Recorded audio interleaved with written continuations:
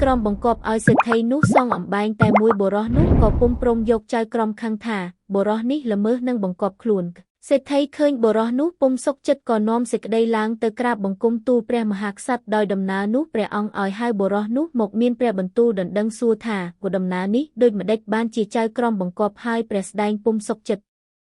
បុរសនោះក្រាបបង្គំទូលថាត្បិតសេដ្ឋីខ្ចីអំបែងខ្ញុំព្រះបាទអម្ចាស់ទៅដើរអំបុកទុកឲ្យឆ្កែប្រខំគ្នាពីលើបែករបស់ខ្ញុំព្រះបាទអម្ចាស់ឯអំបែងនោះជាកេរពីមេបាមកតែងតែចិញ្ចឹមជីវិតដោយសារអំបែងនោះដូច្នោះលុះតែបានអំបែងដើមទើបខ្ញុំព្រះបាទអម្ចាស់យកបើពុំបានខ្ញុំព្រះបាទអម្ចាស់ពុំយកឡើយគឺព្រះមហាក្សត្រទ្រង់ព្រះចិន្តាពិចារណាថាការអស់នេះសមជាមានហេតុនឹងគ្នាអំពីមុនមកបានជាប្រកាន់ខ្លាំងម្លេះទើបត្រាស់ដណ្ដឹងសួរថាព្រះស្ដែង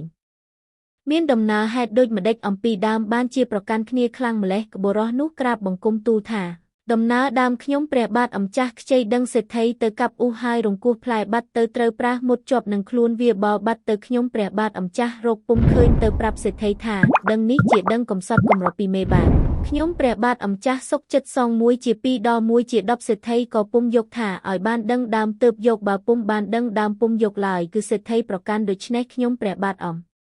ចាស់ក៏យកកូនកំឡោះឲ្យទៅនៅបម្រើជំនួសខ្លួនទើបសេដ្ឋីទទួលយកថ្ងៃក្រោយខ្ញុំព្រះបាទអម្ចាស់ទៅរកអ៊ូក្នុងព្រៃស្រាប់តែឃើញប្រាសនោះងាប់រលួយទៅហើយឃើញផ្លែដឹងនៅក្នុងប្រាសនោះខ្ញុំព្រះបាទអម្ចាស់ស្គាល់ជាក់ជាដឹងសេដ្ឋីហើយត្រេកអរណាស់យកទៅឲ្យសេដ្ឋីស្គាល់ជាក់ជារបស់ខ្លួនក៏ទទួលយកហើយឲ្យកូនខ្ញុំព្រះបាទអម្ចាស់មកវិញព្រះមហាក្សត្រទ្រង់ព្រះសណ្ដាប់ហើយដណ្ដឹងសួរសេដ្ឋីថាក៏ដំណើរនោះដូច្នោះមែនឬអ្វីសេដ្ឋីក្រាបបង្គំទូលថាដូច្នេះមែនទើបព្រះអង្គមានព្រះបន្ទូលថាបើដូច្នោះសេដ្ឋីត្រូវឲ្យកូនខ្លួនទៅនៅបម្រើគេវិញទើបដោយកន្លងធកសេដ្ឋីនិងបុរសនោះក៏ថ្វាយបង្គំទទួលព្រះបន្ទូលពិសេសទាំងអស់គ្នាហើយក្រាបថ្វាយបង្គំលាទៅកាន់លំនៅទីតីហោង